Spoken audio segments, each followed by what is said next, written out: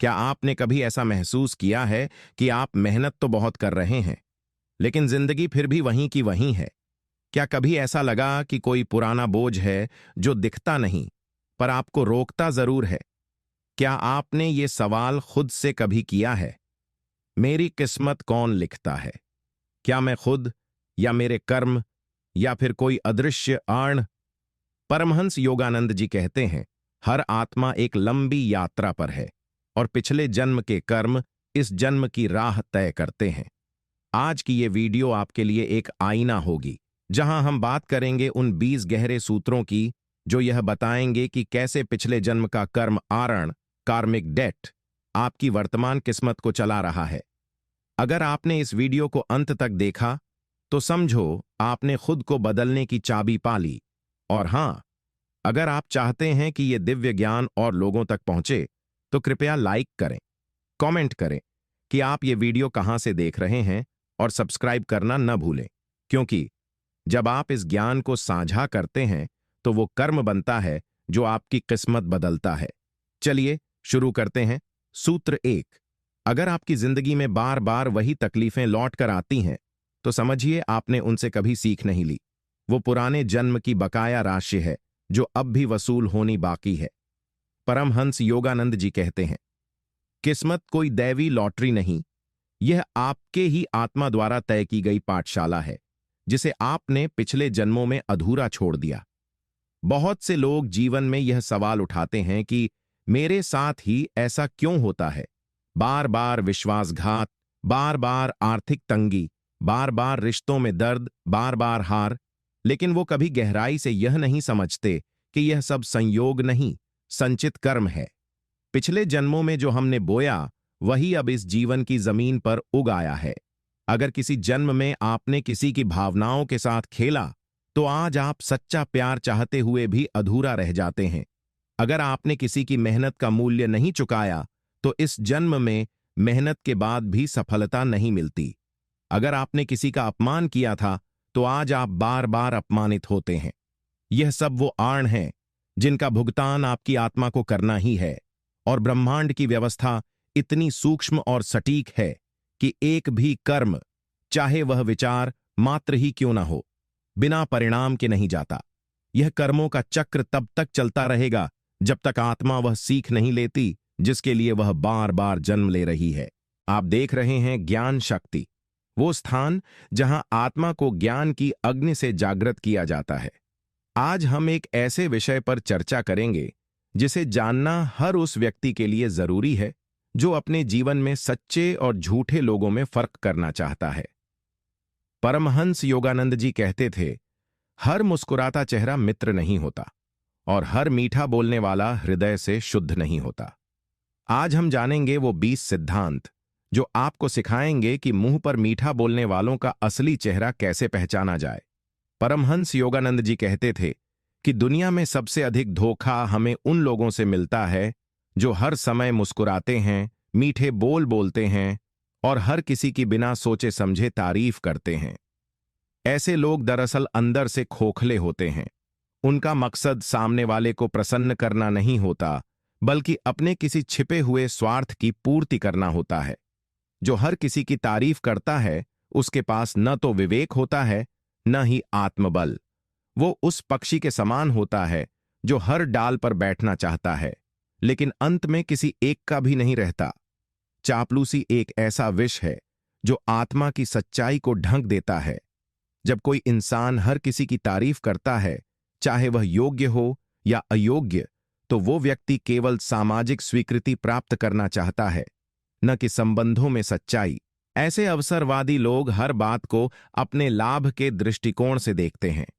जब उन्हें लगता है कि आपकी तारीफ करने से उन्हें सामाजिक प्रतिष्ठा मिलेगी या किसी बड़े व्यक्ति के सामने उनके संस्कार अच्छे दिखेंगे, तब वे आपकी पीठ थपथपाते हैं।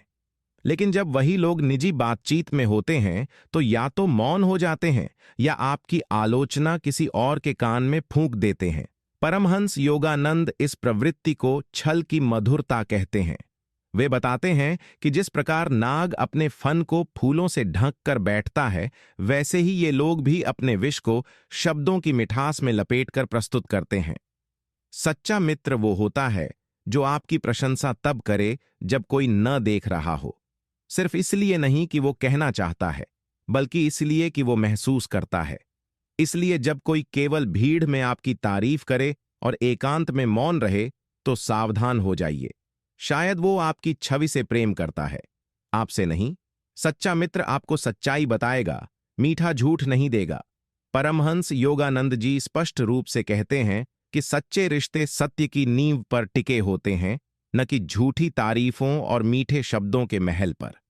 अगर कोई व्यक्ति आपको देखकर केवल वही कहता है जो आप सुनना चाहते हैं, आप सही हैं, आप हमेशा श्रेष्ठ सोचते हैं, आप में कोई कमी नहीं, तो वो वास्तव में आपको प्रेम नहीं करता, बल्कि या तो डरता है या आपके साथ संबंध बनाकर कोई स्वार्थ साधना चाहता है।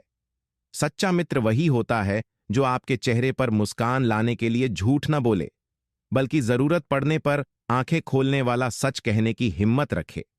योगानंद जी कहते हैं कि आत्मा की यात्रा में सबसे बड़ी बाधा वो झूठे मित्र होते हैं जो हमेशा आपको खुश रखने की कोशिश करते हैं, लेकिन आपके पतन की ओर बढ़ते हुए कदमों को कभी नहीं रोकते। ऐसे मीठे झूठ बोलने वाले लोग अक्सर स्वयं को आपका शुभचिंतक कहकर प्रस्तुत करते हैं। वे हर बार आपको सही ठहराते हैं, आपकी गलतियों को भी छोटी सी बात बताकर टाल देते हैं। लेकिन यही वो लोग होते हैं जो आपके पतन के समय सबसे पहले दूर हट जाते हैं और दूसरों से कहते हैं, मैंने तो पहले ही कहा था।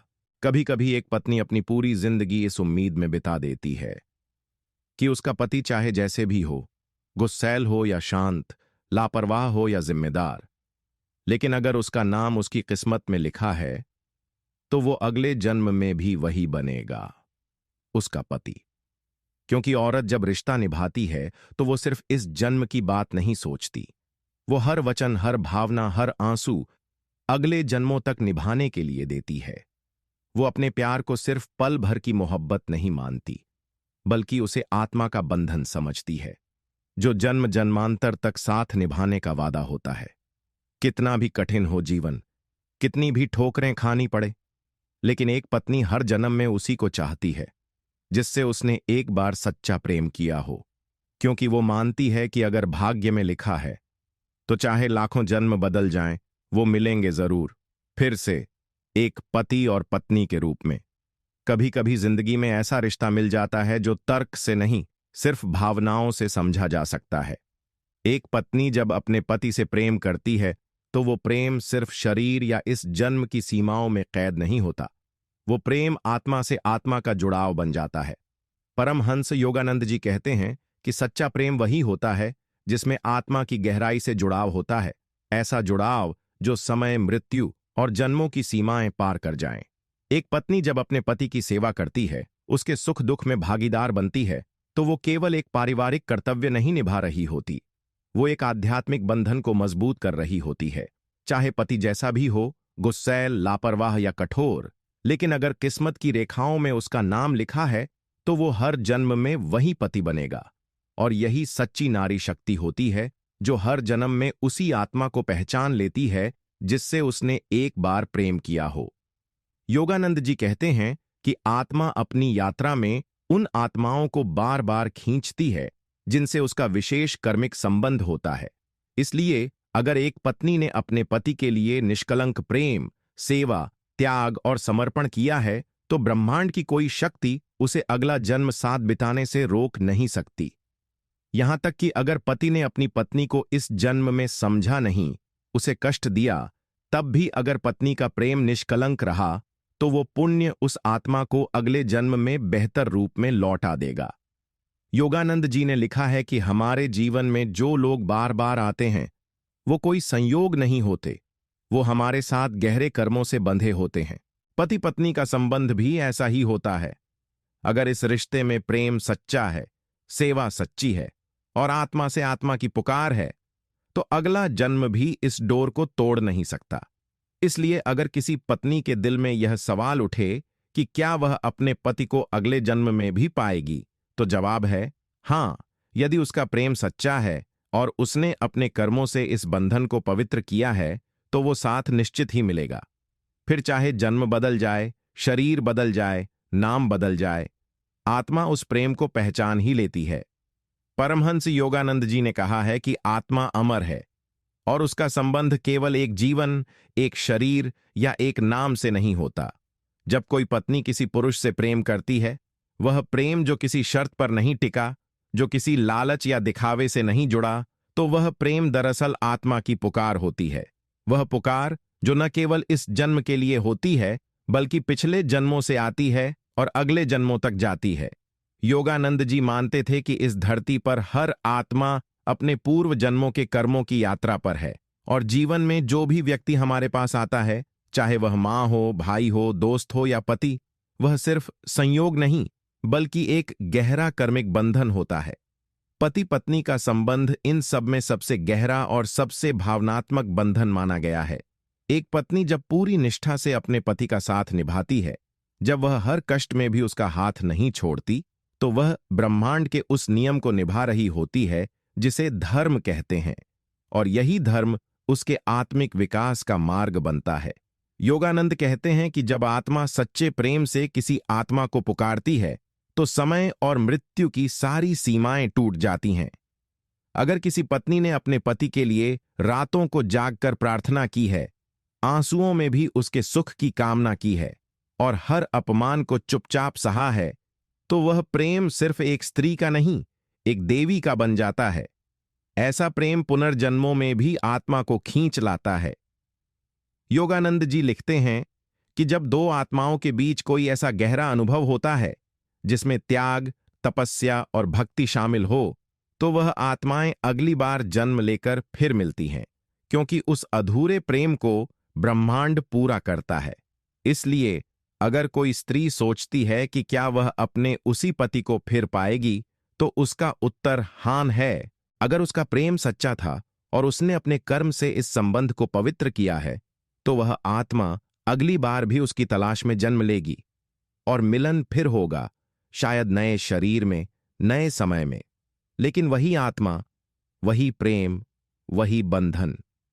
भगवान की बनाई ये दुनिया सिर्फ आंखों से दिखाई देने वाली चीजों से नहीं चलती, बल्कि अदृश्य शक्तियों, कर्मों और आत्माओं की यात्रा से चलती है। परमहंस योगानंद जी कहते हैं कि हर आत्मा इस संसार में एक उद्देश्य लेकर आती है, और इस उद्देश्य को पूरा करने में कुछ विशेष आत्माएं उसकी सहायता करती हैं। इन्हें ही हम सोलमेट्स कहते हैं। पति और पत्नी अगर सच्चे प्रेम, समझदारी और आत्मिक जुड़ाव से बंधे हैं, तो वे एक दूसरे के सोलमेट हो सकते हैं। लेकिन ये रिश्ता केवल शब्दों से या विवाह के एक संस्कार से सिद्ध नहीं होता। ये रिश्ता बनता है तब जब एक पत्नी अपने पति की आत्मा की पीड़ा को समझे, उसके अंदर छुपे दुहक को जाने बिना भी महसूस कर ले, और फिर भी उसका साथ न छोड़े। कितनी ही बार ऐसा हुआ है कि एक पत्नी ने बिना बोले, बिना शर्त, बिना बदले की आशा के अपने पति के लिए प्रार्थना की, उसके दोषों को सहा, उसके अंदर के अंधकार को भी प्रेम की रोशनी से भर दिया, और यही उसकी आत्मा की सबसे बड़ी विजय बन जाती है। योगानंद जी समझाते हैं कि जब कोई स्त्री इस धरती पर किसी आत्मा को उठाने का कार्य करती है, यानी जब वह अपने पति को न केवल सांसारिक रूप से संभालती है, बल्कि आध्यात्मिक रूप से उसके कर्मों को भी सहन करती है, तब वह पत्नी नहीं, एक देवी का रूप बन जाती है। ईश्वर ऐसे प्रेम को कभी व्यर्थ नहीं जाने देते। उस पत्नी का हर त्याग, हर प्रार्थना, हर आंसू ब्रह्मांड के नियमों में दर्ज हो जाता है। और जब वह जन्म समाप्त होता है, जब आत्माएं अपने अनुभव समेटकर पुनः ब्रह्मलोक में लौटती हैं, तो वह आत्माएं जिनका संबंध गहराई से जुड़ा होता है, वे फिर से मिलने की तैयारी करती हैं। तब ईश्वर उस पत्नी के प्रेम को आशीर्वाद के रूप में लौट आते हैं। अगले जन्म में वही आत्मा जो कभी कठोर थी, असंवेदनशील थी, अब बदल चुकी होती है। अब वह पत्नी को वैसे ही प्रेम देती है जैसे पिछली बार उसने उससे पाया था। यह पुनर्जन्म केवल प्रेम की पुनरावृत्ति नहीं, बल्कि उसका उत्थान होता है। योगानंद जी कहते हैं कि आत्मा को आत्मा से जोड़ने वाला जो बंधन एक बार बन जाए, वह अगर प्रेम, क्षमा और सेवा से पवित्र किया गया हो, तो वह संबंध अगले जन्म में और अधिक सुंदर और अधिक शुद्ध रूप में प्रकट होता है। इसलिए एक पत्नी का सच्चा प्रेम सिर्फ वर्तमान को नहीं बदलता, वह भविष्य को आकार देता है। वह प्रेम आत्मा की गहराई में छुपे अंधकार को भी दिव्यता में बदल सकता है। और यही कारण है कि ईश्वर अगला जन्म उसी आत्मा को फिर भेजते हैं, ताकि वह सच्चा प्रेम अब पूरा सम्मान, समझ और भावनात्मक गहराई के साथ निभाया जा सके। तो क्या सच में पति और पत्नी का रिश्ता अगला जन्म तक चलता है? क्या एक पत्नी का सच्चा प्रेम उसे फिर उसी आत्मा से मिलाता है जिसे उसने पिछले जन्म में अपनाया था? परमहंस योगानंद जी कहते हैं, हां, अगर वह प्रेम आत्मा से जन्मा है और कर्म से पवित्र हुआ है, तो वह हर जन्म में फिर से खिलता है। संसार की ये सच्चाई है कि शरीर बदलते हैं, नाम बदलते हैं, हालात बदलते हैं, पर आत्माएं वही रहती हैं, और प्रेम करने वाली आत्माएं तो एक दूसरे को पहचान ही लेती हैं। वो पहली नजर में ही एक खामोश सा एहसास देती है, मानो सदियों से इंतजार कर रही हों। एक पत्नी जब अपने पति से जुड़ती है, तो वो सिर्फ इस जीवन के लिए नहीं, बल्कि आत्मा की यात्रा के लिए जुड़ती है। उसके प्रेम में जो पीड़ा है, जो मौन तपस्या है, जो निस्वार्थ समर्पण है, वो इस दुनिया की किसी शक्ति से कम नहीं। और यही कारण है कि जब ब्रह्मांड पुनर्जन्मों की योजना बनाता है, तो ऐसी आत्माओं को फिर एक साथ भेजता है, ताकि अधूरी कहानियां पूरी हों, टूटे हुए रिश्ते फिर से जुड़ें, और वह प्रेम जो पहले समझा नहीं गया, इस बार पूरी गरिमा से जिया जाए। एक पत्नी का प्रेम केवल वर्तमान नहीं, भविष्य को भी आकार देता है। उसका त्याग, उसकी नम्रता, उसकी मौन प्रार्थनाएं, सब मिलकर ब्रह्मांड में एक ऊर्जा बनाते हैं, जो उस आत्मा को फिर उसकी ओर खींच लाती है। और यही होता है वो दिव्य संयोग, जहां अलग अलग जन्मों में भी दो आत्माएं एक दूसरे को ढूंढ ही लेती हैं। इसीलिए योगानंद जी समझाते हैं कि यदि एक स्त्री ने पूरी निष्ठा, श्रद्धा और प्रेम से अपने पति को अपनाया है, तो वह रिश्ता केवल 7 फेरों का नहीं, बल्कि 7 जन्मों का होता है। वह प्रेम जो आज अधूरा है, वह कल पूर्ण होगा। वह सम्मान जो आज नहीं मिला, वह अगले जन्म में मिलेगा। और वह आत्मा जो आज दूर है, वह किसी मोड़ पर फिर सामने खड़ी होगी, उसी प्रेम, उसी एहसास और उसी गहराई के साथ। क्योंकि जब प्रेम सच्चा होता है, तो भगवान खुद उसे पूरा करने का वादा निभाते हैं। परमहंस योगानंद जी ने एक स्थान पर लिखा है कि जब आत्मा किसी आत्मा को बार बार खींचे, जब बिना किसी कारण उसके लिए मन प्रार्थना करे, और जब जीवन की हर पीड़ा में भी उस आत्मा के लिए क्षमा का भाव बचा रहे, तब समझ लेना चाहिए कि वह रिश्ता केवल एक जन्म का नहीं है, वह आत्मिक है, दिव्य है, और ईश्वर की योजना में उसका स्थान निश्चित है। एक पत्नी का प्रेम कुछ ऐसा ही होता है। वह केवल शब्दों में नहीं, आत्मा के मौन में जीता है। वह प्रेम आंसुओं में पलता है, त्याग में बल पाता है और भक्ति में शुद्ध होता है। वह प्रेम तब भी साथ नहीं छोड़ता जब पति उसे नहीं समझ पाता, जब समाज उसे कमजोर समझता है, या जब हालात उसकी परीक्षा लेते हैं। दरअसल पत्नी के भीतर जो शक्ति है, वह सिर्फ सहने की नहीं, बल्कि रचने की है। वो अपने प्रेम से एक आत्मा को बदल सकती है, उसे ईश्वर की ओर मोड़ सकती है, उसे पुनः जन्म में भी अपनी ओर खींच सकती है। जब एक पत्नी अपने भीतर के दर्द को भगवान के चरणों में समर्पित कर देती है, तब वह दर्द वरदान बन जाता है। क्योंकि तब वह सिर्फ पत्नी नहीं रहती, वह तपस्विनी बन जाती है, जिसने अपने प्रेम को ईश्वर की तपिश में तपाकर अमृत बना लिया है। और इस अमृत की मिठास ईश्वर आने वाले जन्मों में लौट आते हैं। अगली बार जब वह आत्मा जन्म लेती है, तो परिस्थितियां अलग होती हैं, पर आत्मा वही होती है। इस बार वह पति अपने भीतर विनम्रता, करुणा और समझदारी लेकर जन्म लेता है, ताकि वह उस पत्नी के प्रेम को पहचान सके जो उसने पिछले जन्म में खो दिया था। और यही है आत्मा की सबसे पवित्र यात्रा, जहां प्रेम सिर्फ रिश्तों में नहीं, बल्कि पुनर्जन्म की डोर में भी साथ चलता है। इसलिए अगर आज किसी पत्नी ने अपनी आत्मा से प्रेम किया है, सच्चे हृदय से, बिना अपेक्षा, बिना शर्त, तो यकीन रखो, ईश्वर उसे फिर उसी आत्मा से मिलाएंगे। फिर चाहे जन्म बदल जाए, देश बदल जाए, हालात बदल जाएं, लेकिन आत्माएं मिलेंगी जरूर, क्योंकि उन्होंने प्रेम को धर्म बना लिया है। कहते हैं भगवान सबकी सुनते हैं, पर किसी पत्नी के टूटे हुए हृदय की पुकार वो सबसे पहले सुनते हैं। क्योंकि एक पत्नी जब जीवन के हर संघर्ष को अपने आंचल में समेट लेती है, हर अपमान को चुपचाप पी जाती है और फिर भी हर रात उसी व्यक्ति के लिए प्रार्थना करती है जिसे संसार ने उसका पति कहा, पर जिसने शायद उसे कभी समझा नहीं, तब उसका प्रेम ईश्वर के लिए सबसे पवित्र यज्ञ बन जाता है। परमहंस योगानंद जी कहते हैं कि ऐसी स्त्री जो अपने पति के दोषों को भी प्रेम से ढक देती है, वह केवल पत्नी नहीं, एक दिव्य आत्मा होती है। उसके कर्म, उसके अश्रु और उसका मौन, ये सब ईश्वर की लेखनी में दर्ज हो जाते हैं। और जब अगला जन्म रचा जाता है तो ब्रह्मांड उसकी हर वेदना को मोतियों में बदल देता है। उस आत्मा को फिर वही आत्मा दी जाती है, लेकिन इस बार बदली हुई, संवेदनशील, समझदार और प्रेम से भरी हुई। और यही वह जन्म होता है जहां पत्नी को वह सब कुछ मिल जाता है जो पिछले जन्म में उसने खो दिया था। वो इज्जत, वो अपनापन, वो सुकून जो पहले कभी केवल एक सपना लगता था, अब उसकी वास्तविकता बन जाता है। यही है कर्म का रहस्य और यही है पुनर्जन्म का वरदान। योगानंद जी समझाते हैं कि जब प्रेम, भक्ति और तपस्या मिल जाएं, तो आत्मा उस स्तर पर पहुंच जाती है जहां वह अपनी इच्छाओं को भी ईश्वर के सामने समर्पित कर देती है, और उस समर्पण की गूंज से ब्रह्मांड हिल जाता है। फिर चाहे एक जन्म में वह रिश्ता अधूरा रहा हो, लेकिन ईश्वर उसे अगले जन्म में पूर्ण करते हैं, क्योंकि अब वह केवल पति पत्नी नहीं, आत्मिक साथी, सोल कंपेनियंस बन चुके होते हैं। और जब आत्माएं एक बार आत्मिक स्तर पर जुड़ जाएं, तो फिर वे सिर्फ साथ नहीं रहते, वे एक दूसरे के अस्तित्व में रम जाते हैं।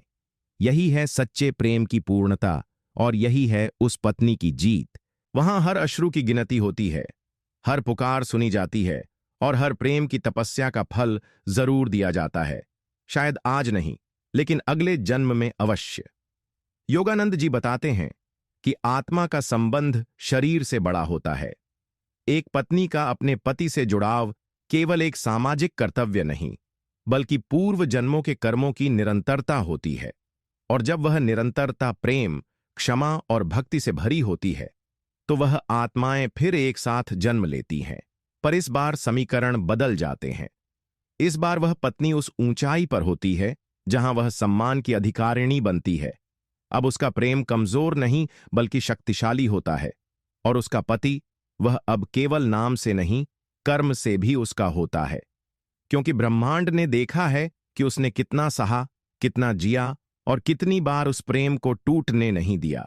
अब वह प्रेम केवल पुनर्मिलन नहीं, आत्मा का पुनर्जन्म है। और यही वो दिव्य क्षण होता है जब पत्नी की आंखों में आंसू नहीं बल्कि शांति होती है, क्योंकि अब उसका प्रेम अधूरा नहीं, पूरा है। यही है ईश्वर का न्याय और यही है सच्चे प्रेम का वरदान। कभी कभी एक पत्नी अपने जीवन में कोई बड़ी बात नहीं कहती, वह ना कोई वादा करती है, न कोई कस्में खाती है, लेकिन उसका मौन, उसकी नजरें, उसका समर्पण, ये सब मिलकर एक ऐसा आत्मिक वचन बन जाता है जिसे न तो समय मिटा सकता है, न मृत्यु और न ही पुनर्जन्म। परमहंस योगानंद जी कहते हैं कि आत्मा जो वचन देती है वह शब्दों की मोहताज नहीं होती। जब एक पत्नी अपने पति को रोज खाना खिलाते हुए, चुपचाप उसकी थकान को समझते हुए, हर बार खुद को पीछे रखते हुए अपना जीवन समर्पित कर देती है, तब वह प्रेम ईश्वर की नजर में एक तपस्विनी की साधना बन जाता है। और यही साधना अगले जन्म की कहानी लिखती है। वह पत्नी उस पुरुष के जीवन में कुछ ऐसा बो देती है जो जन्म बदलने के बाद भी खिलता है। योगानंद जी का यह मानना था कि जब आत्मा आत्मा से कोई गुप्त वचन ले लेती है तो वह ब्रह्मांड की रेखाओं पर दर्ज हो जाता है। अगली बार जब वे आत्माएं मिलती हैं किसी दूसरे देश, समय या शरीर में, तो वही वचन उन्हें खींच लाता है। एक अजीब सी पहचानी हुई अनुभूति होती है, एक नजरों की मुलाकात जो सब कुछ कह जाती है, एक चुप्पी जिसमें पिछले जन्मों की सारी बातें छुपी होती हैं। पत्नी ने भले ही इस जन्म में त्याग किया हो, सहन किया हो, अकेलेपन को जिया हो, लेकिन उसका आत्मा से जुड़ा प्रेम खोता नहीं है। वह एक दिव्य बीज बनकर अगले जन्म की मिट्टी में उगने लगता है। और जब समय आता है तो वह प्रेम पुनः खिलता है, और इस बार वह फूल सिर्फ सौंदर्य नहीं बल्कि सुगंध भी देता है, सम्मान भी देता है, और सबसे बड़ी बात, इस बार पत्नी अकेली नहीं होती, बल्कि उसके हर त्याग को समझने वाला जीवन साथी भी साथ होता है। यही है आत्मा का मौन वचन, जो जन्मों तक निभाया जाता है। कहते हैं कि सबसे गहरे प्रेम की कोई आवाज नहीं होती, वो केवल आत्मा की थरथराहट में महसूस होता है। एक पत्नी जो अपने पति से प्रेम तो करती है, लेकिन शायद कभी कह नहीं पाती, जो हर दिन उसकी उपेक्षा सहती है, फिर भी उसके लिए रोटियां बेलती है, जो हर अपमान के बाद भी उसके चरणों में विश्वास रखती है, वह स्त्री एक ऐसा अधूरा प्रेम जीती है जो संसार की नजरों में भले ही छोटा हो, लेकिन भगवान की नजरों में सबसे ऊंचा होता है। परमहंस योगानंद जी कहते हैं कि अधूरा प्रेम ईश्वर की योजना का हिस्सा होता है। वह अधूरापन ही आत्मा को तपाकर शुद्ध करता है, उसे ईश्वर के निकट ले जाता है। ऐसी पत्नी जब हर रात रोकर भी अपने पति के लिए मंगल की कामना करती है, तो वो आंसू केवल पीड़ा नहीं रहते, वो अगला जन्म रचने वाले बीज बन जाते हैं।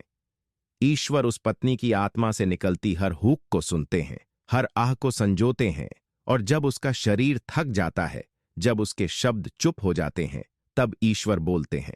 वे उस अधूरे प्रेम को अगले जन्म में पूरा करने की योजना बनाते हैं, और फिर जन्म होता है एक नए युग में, नई परिस्थितियों में, लेकिन आत्माएं वही होती हैं।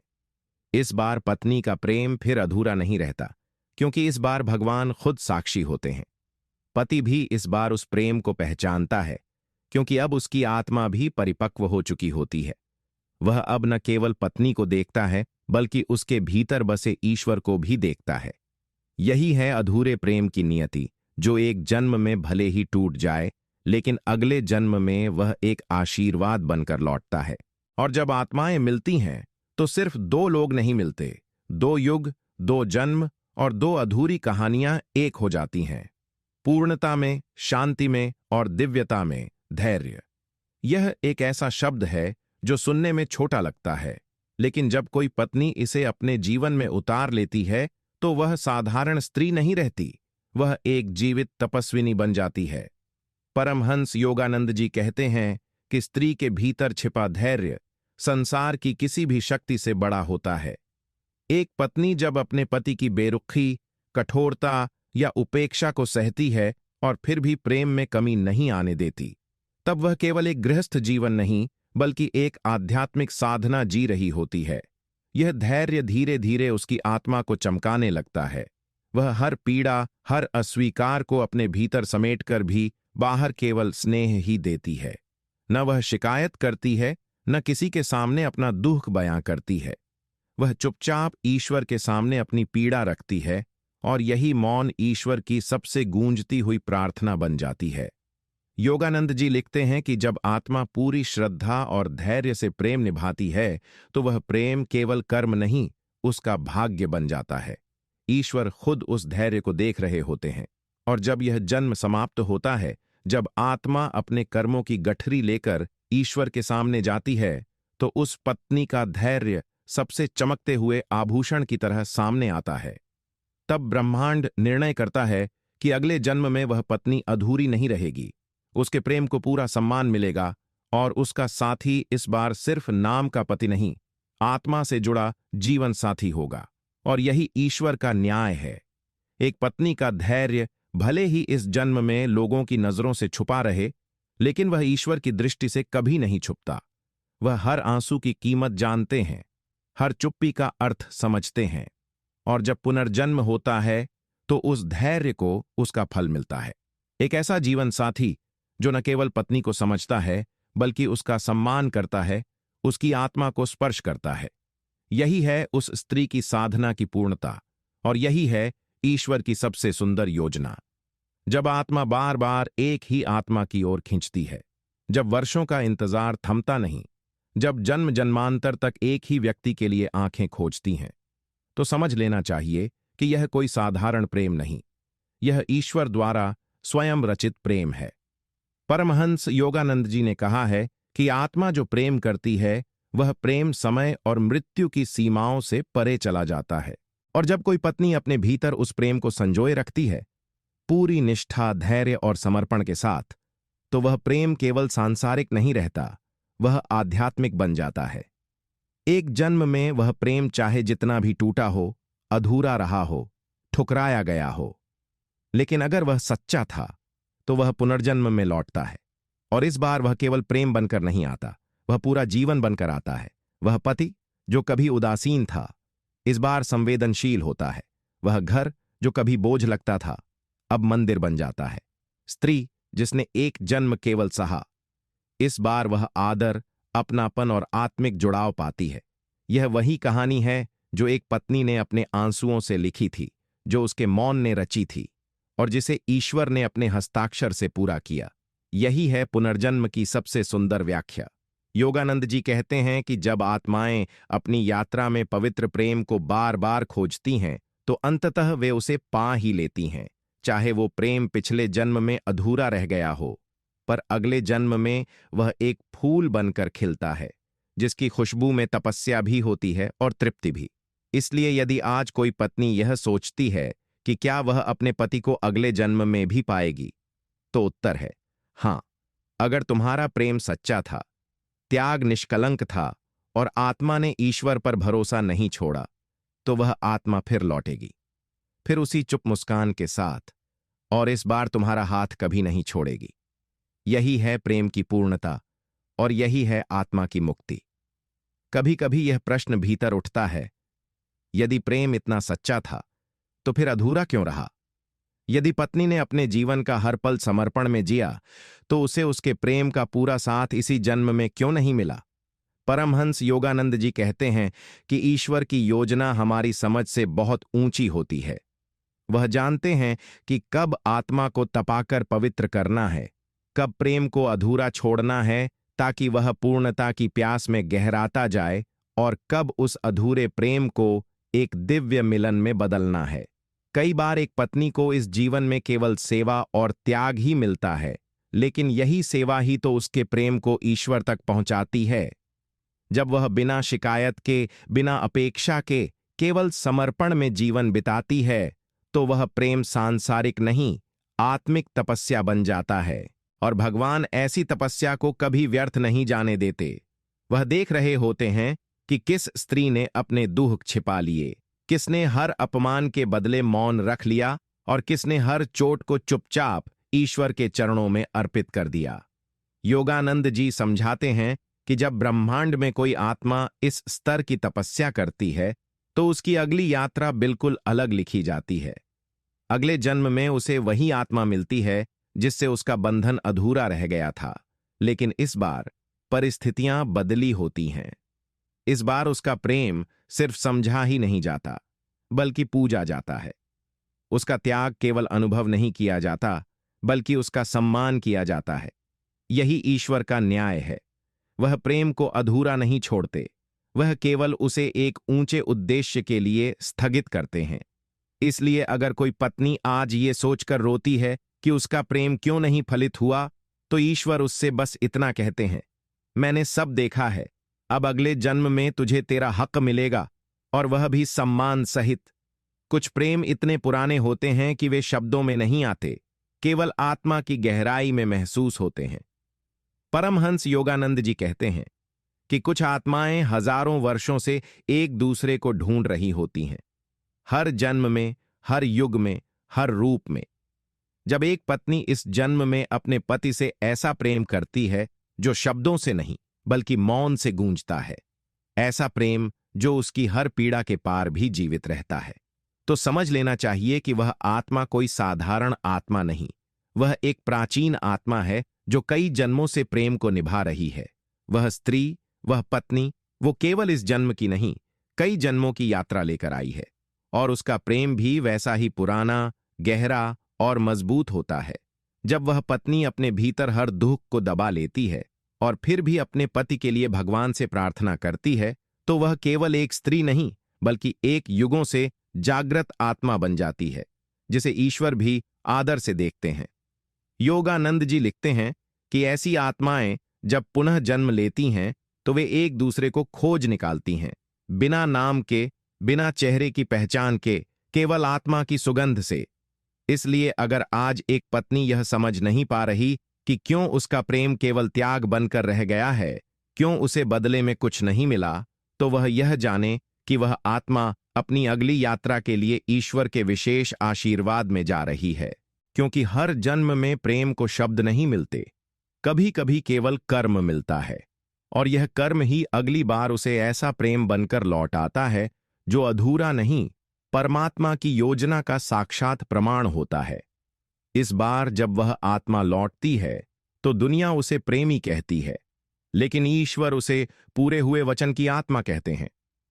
जब एक पत्नी अपने मन की हर भावना, अपनी हर उम्मीद और अपने हर सपने को केवल एक इंसान के नाम कर देती है, तब वो प्रेम केवल सांसारिक नहीं रह जाता, वह आत्मिक साधना बन जाता है। परमहंस योगानंद जी कहते हैं कि जब कोई स्त्री बिना बोले, बिना किसी प्रतिक्रिया की अपेक्षा किए, केवल अपने कर्म, सेवा और मौन प्रार्थनाओं से पति को प्रेम देती है, तो वो प्रेम सीधे ईश्वर तक पहुंचता है। वो आंसू जो किसी को नहीं दिखते, वो थकावट जो किसी को नहीं सुनाई देती, और वो उम्मीद जो टूटने के बाद भी जीवित रहती है, ये सब ब्रह्मांड की सबसे गूंजती हुई आवाज बन जाते हैं। वह पत्नी जो हर दिन केवल इसलिए मुस्कुराती है ताकि उसका पति चैन से रह सके, वह स्त्री जिसे अपना दुख कहने का भी अधिकार नहीं मिला, लेकिन जिसने फिर भी प्रेम करना नहीं छोड़ा, उसके प्रेम को कोई संसार नहीं समझ सकता, लेकिन ईश्वर उसे पूरी तरह महसूस करते हैं और वे उसे कभी अधूरा नहीं छोड़ते। योगानंद जी बताते हैं कि ऐसे प्रेम का एक ही नियम है, यह प्रेम जितना मौन रहेगा उतना ही गूंजता है, जितना सहता है उतना ही फलता है, और जितना टूटकर भी जुड़ा रहता है उतना ही ईश्वर उसे अगले जन्म में पूर्ण करते हैं। जब आत्मा फिर जन्म लेती है, तब वही पत्नी एक ऐसे जीवन साथी से मिलती है जो न केवल उसका प्रेम समझता है, बल्कि उसकी आत्मा को महसूस करता है। इस बार वह रिश्ता केवल शरीर का नहीं होता, आत्मा का मिलन होता है। अब वह पत्नी कभी अकेली नहीं रहती, क्योंकि यह नया जन्म उसकी उस साधना का फल होता है जो उसने बिना शब्दों के निभाई थी। और यह फल केवल प्रेम नहीं, वह एक दिव्य सौगात होता है जिसे खुद भगवान अपनी हथेली से देकर कहते हैं, अब यह तेरा है, हमेशा के लिए। हर जन्म से पहले आत्माएं ईश्वर के सामने बैठती हैं, कुछ कहती नहीं, लेकिन उनके भीतर के अधूरे प्रेम, अधूरे रिश्ते और अधूरे वचन खुद बोलते हैं।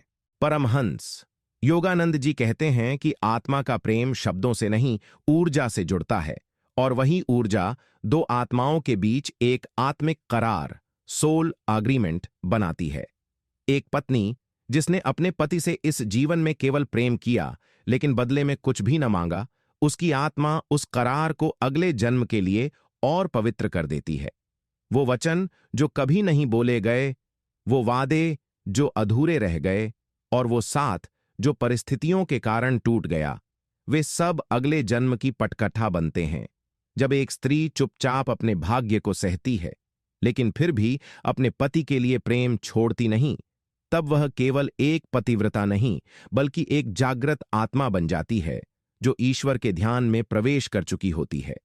योगानंद जी लिखते हैं कि इस संसार में हर आत्मा की यात्रा अधूरी तब तक रहती है जब तक वह अपने करार को पूरा न कर ले, और जो पत्नी अपने जीवन में प्रेम, समर्पण और क्षमा के पवित्र गुण लेकर जिए, उसकी आत्मा से ब्रह्मांड स्वयं कहता है, तुमने अपनी परीक्षा पूरी की, अब तुम्हारा अधिकार है कि वही आत्मा फिर लौटे, लेकिन इस बार प्रेम को पहचान कर। और जब पुनर्जन्म होता है तो परिस्थितियां भले बदल जाती हैं, लेकिन आत्माएं एक दूसरे को पहचान लेती हैं। पहली बार देखते ही एक गहरी शांति महसूस होती है, एक जानी पहचानी सी ऊर्जा जो कहती है, मैं तुझे जानती हूं। और यही वह करार होता है जो जन्मों पहले किया गया था। इस बार वह प्रेम अधूरा नहीं रहता, यह रिश्ता समझौता नहीं होता, यह मिलन ईश्वर द्वारा प्रमाणित होता है। और जब पत्नी इस नए जीवन में वह प्रेम, वह सम्मान और वह आत्मिक जुड़ाव पाती है, तो उसकी आत्मा मुस्कुराकर कहती है, अब यह साथ जन्म जन्म तक चलेगा। कभी कभी एक स्त्री पूरी जिंदगी अपने पति से सच्चा प्रेम करती है, लेकिन वह प्रेम शब्दों में नहीं, केवल आंखों में रहता है, स्पर्श में नहीं, केवल मौन में होता है। और जब वह पत्नी इस दुनिया को छोड़ती है, तब भी कोई हंगामा नहीं होता, बस एक गहरा सन्नाटा रह जाता है। यही वो अंतिम मौन विदाई होती है, जहां आत्मा सब कुछ कह चुकी होती है, लेकिन किसी ने सुना नहीं होता। परमहंस योगानंद जी कहते हैं कि यह मौन ही आत्मा का सबसे ऊंचा संप्रेषण होता है। जब एक पत्नी अपने अंतिम दिनों में भी केवल अपने पति की चिंता करती है, उसके लिए दवा, भोजन या आराम की सोचती है, तब वह प्रेम देह से परे होकर शुद्ध ऊर्जा बन जाता है। और यह ऊर्जा ब्रह्मांड के उस तल तक पहुंचती है जहां से पुनर्जन्म की पटकथा लिखी जाती है। ऐसी पत्नी की आत्मा जब ईश्वर के पास पहुंचती है तो वहां कोई शिकायत नहीं होती, केवल प्रेम होता है। लेकिन वह प्रेम इतना सच्चा होता है कि ईश्वर स्वयं उस आत्मा से कहते हैं, अब तुम्हारा आरण चुक चुका है, अब अगला जन्म तुम्हारे लिए वरदान होगा। और फिर शुरू होती है अगले जीवन की यात्रा, जिसमें अब वह पत्नी उसी आत्मा से मिलती है, लेकिन इस बार हालात पूरी तरह बदल चुके होते हैं। अब उसका वह पति सिर्फ शरीर से नहीं, आत्मा से उसका हो चुका होता है। इस बार वह न केवल देखता है बल्कि महसूस करता है। वह न केवल साथ होता है बल्कि समर्पित होता है। यह उस मौन प्रेम का प्रतिफल होता है जो एक स्त्री ने बिना बोले जिया था। और जब दोनों आत्माएं फिर एक हो जाती हैं, इस बार बिना कोई वादा, बिना कोई मांग, केवल मौन स्वीकार में, तो वही आत्मा मुस्कुराकर कहती है, अब कोई अधूरापन नहीं बचा, अब ये 7 जन्मों से भी परे चलेगा।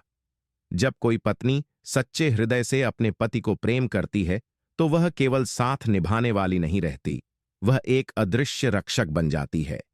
परमहंस योगानंद जी कहते हैं कि आत्मा से आत्मा का संबंध जब प्रेम, तपस्या और क्षमा के स्तर तक पहुंच जाए, तो वह नारी शक्ति देवी तुल्य बन जाती है।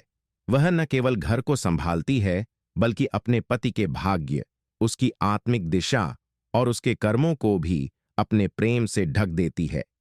यह रक्षा किसी तावीज या मंत्र से नहीं होती, यह तो उस मौन से होती है जो वह हर बार पति के गलत फैसलों को भी चुपचाप सहकर देती है। एक पत्नी जब अपने पति के लिए रात रात भर भगवान से प्रार्थना करती है, जब वह उसके लिए नजर उतारती है या बिना कहे उसके कष्ट को अपने भीतर खींच लेती है, तो वह केवल पत्नी नहीं, एक दिव्य आत्मा होती है। योगानंद जी कहते हैं कि इस प्रेम की शक्ति इतनी अधिक होती है कि यह पति के अगले जन्मों को भी प्रभावित करती है। वह स्त्री अपने प्रेम से उसके पूरे जीवन का मार्ग बदल देती है और स्वयं भगवान उस प्रेम को एक सुरक्षा कवच बना देते हैं। अगला जन्म जब लिखा जाता है, तब ईश्वर निर्णय करते हैं कि अब वह स्त्री केवल पत्नी नहीं, पथ प्रदर्शक बनकर लौटेगी। और इस बार पति को न केवल उसका साथ मिलेगा, बल्कि उसका मार्गदर्शन, उसकी करुणा और आत्मिक प्रेम भी मिलेगा, जो उसे आत्मा की गहराई से जागृत करेगा। यही होता है वो पुनर्जन्म, जहां पत्नी अब भी वही होती है, पर इस बार उसका प्रेम और भी शक्तिशाली और उसका स्थान एक देवी समान। और पति, वह अब केवल प्रेम नहीं करता, वह इस जन्म में पहली बार उसके होने की कीमत समझता है। और यही समझ उस रक्षक प्रेम की अंतिम विजय होती है। एक पत्नी का प्रेम केवल सुहाग की साड़ी और मांग में सिंदूर तक सीमित नहीं होता। उसका प्रेम रोज सुबह जल्दी उठकर पूरे घर को संवारने में होता है। उसके प्रेम में पति के लिए बिना बोले चाय का कप बनाना भी शामिल होता है। और सबसे बड़ा प्रेम तब दिखता है जब वह पति के कड़वे शब्दों को चुपचाप पीकर भी मुस्कुरा देती है। परमहंस योगानंद जी कहते हैं कि यह जो स्त्री का मौन संघर्ष होता है, यह साधारण नहीं, बल्कि ब्रह्मांड को बदलने वाली ऊर्जा होती है। जब एक स्त्री अपने पति के क्रोध, उसकी अनदेखी, उसकी आत्मिक उलझनों को बिना जवाब दिए सहती है, तो वह पति को गिरने से बचा रही होती है, आत्मा की यात्रा में भटकने से रोक रही होती है। ये जो मौन सेवा है, यह केवल इस जन्म के रिश्ते को नहीं, बल्कि अगली कई यात्राओं को सुरक्षित कर रही होती है।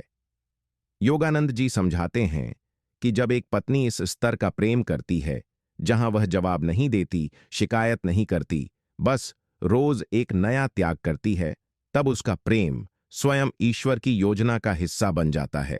वह प्रेम पति को भले आज न समझ आए, लेकिन उसकी आत्मा उसे महसूस करती है, और वही अनुभव अगली बार उसे उस प्रेम के प्रति विनम्र बना देता है। अगले जन्म में जब वही आत्माएं दोबारा मिलती हैं, तो पति को पहले ही पल में कुछ अलग लगता है, जैसे वह किसी कर्ज को चुका रहा हो, जैसे वह उस स्त्री की आंखों में वो अनकहा इतिहास पढ़ रहा हो। यही होता है आत्मा का अनुभव, जो इस जन्म में समझ नहीं आता, लेकिन अगले जन्म में सिर झुका देता है।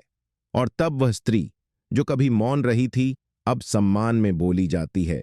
वह जो कभी पीछे खड़ी रही थी, अब प्रेम की अग्रिम पंक्ति में होती है। यही है स्त्री के मौन संघर्ष की जीत, और यही है ईश्वर द्वारा उसे दिया गया पुनर्जन्म का वरदान। जन्मों तक चले प्रेम के बाद जब आत्माएं दोबारा मिलती हैं, तो वह मिलन केवल एक मुलाकात नहीं होता, वह एक आत्मिक पुनर्मिलन होता है। यह वह क्षण होता है जब दोनों आत्माएं वर्षों की पीड़ा, इंतजार और अधूरेपन को छोड़कर एक पूर्णता में प्रवेश करती हैं। परमहंस योगानंद जी कहते हैं कि जब प्रेम हर परीक्षा, हर तकलीफ, हर जन्म की कठोरता से होकर गुजरता है और फिर भी नष्ट नहीं होता, तब वह प्रेम ईश्वर की आंखों में उतरता है। और जब ऐसा प्रेम दोबारा मिलने की अनुमति पाता है, तो वह संसार के किसी नियम से बंधा नहीं होता। वह प्रेम अब केवल भाव नहीं, एक दिव्य ऊर्जा होता है।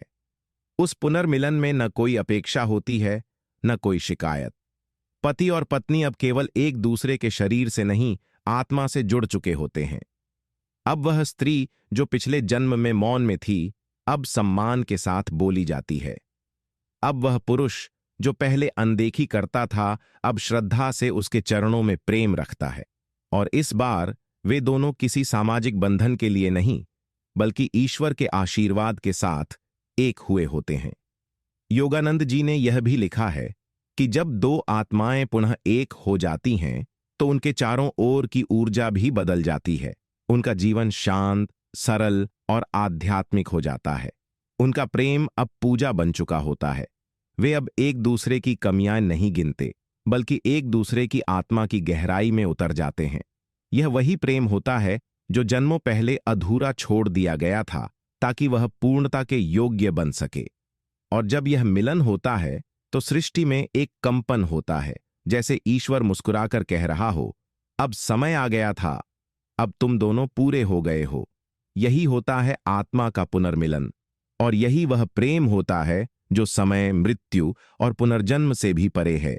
एक सच्ची पत्नी सिर्फ एक जीवन संगिनी नहीं होती, वह ईश्वर का भेजा हुआ एक जीवित आशीर्वाद होती है। परमहंस योगानंद जी कहते हैं कि जब एक स्त्री अपनी आत्मा की गहराई से प्रेम करती है, अपने पति के लिए अपने अस्तित्व तक को अर्पित कर देती है, तो वह केवल मनुष्य नहीं रह जाती, वह ईश्वर की इच्छा का माध्यम बन जाती है। ऐसा प्रेम न सिर्फ पति को संवारता है, बल्कि उसके वंश, उसकी आत्मा और उसकी आने वाली पीढ़ियों तक को एक विशेष ऊर्जा दे जाता है। जो पत्नी बिना कुछ कहे हर दिन अपने पति के लिए प्रार्थना करती है, जो अपनी इच्छाओं को पीछे रखकर पति की राह आसान करने की सोचती है, वह केवल एक औरत नहीं, बल्कि ब्रह्मांड की शक्ति का जीवंत रूप होती है। वह हर जन्म में लौटती है केवल इसलिए कि पति की आत्मा अंधेरे में भटके नहीं। उसका जीवन भले ही संघर्षों से भरा हो, लेकिन उसकी आत्मा सच्चाई की ओर बढ़े। योगानंद जी बताते हैं कि ऐसी आत्माएं पुनर्जन्म में भी अपने मार्ग से नहीं डिगती, वे फिर जन्म लेकर वही कार्य करती हैं, लेकिन इस बार उन्हें ईश्वर का विशेष आशीर्वाद मिलता है। इस जन्म में अगर उनका प्रेम उपेक्षित रहा, तो अगली बार वह पूजा जाता है। इस बार अगर उन्हें मौन रहना पड़ा, तो अगली बार उनके हर शब्द को सम्मान मिलता है।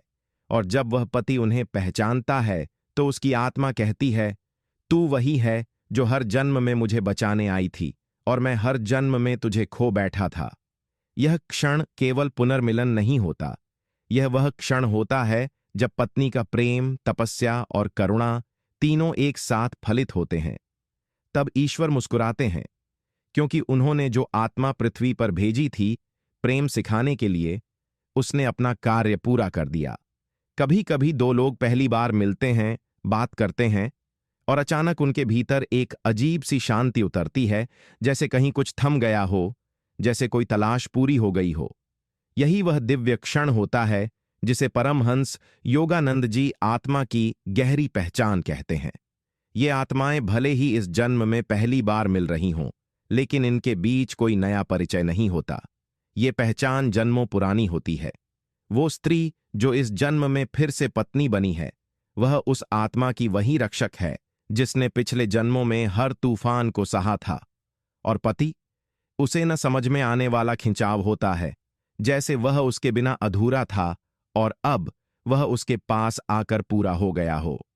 योगानंद जी बताते हैं कि आत्मा के स्तर पर प्रेम कभी नष्ट नहीं होता, वह केवल भूल जाया जाता है, लेकिन पुनर्मिलन की घड़ी में सब कुछ धीरे धीरे याद आने लगता है, किसी मुस्कान में, किसी स्पर्श में, या केवल आंखों की नमी में। ये पहचान भावनाओं से नहीं, ऊर्जा से होती है, और जब यह होता है तो दोनों आत्माएं बिना किसी वाद विवाद के, बिना किसी डर के एक दूसरे के जीवन में घुलने लगती हैं। अब उन्हें कोई प्रमाण नहीं चाहिए, कोई वादा नहीं चाहिए, बस एक साथ होने का एहसास ही सब कुछ है। वह पत्नी जिसने पिछले जन्मों में केवल समर्पण दिया था, अब इस जन्म में सम्मान और स्नेह का फूल पाती है। और वह पति जो पहले समझ नहीं पाया था, अब हर क्षण उसे महसूस करता है जैसे वह उसके बिना अधूरा था और अब उसके बिना कुछ भी नहीं है। यही होता है ईश्वर का सच्चा न्याय, और यही होता है वो प्रेम जो समय, मृत्यु और जीवन की हर दीवार को पार करके फिर एक हो जाता है, इस बार न टूटने के लिए, न बिछड़ने के लिए, बल्कि हमेशा के लिए।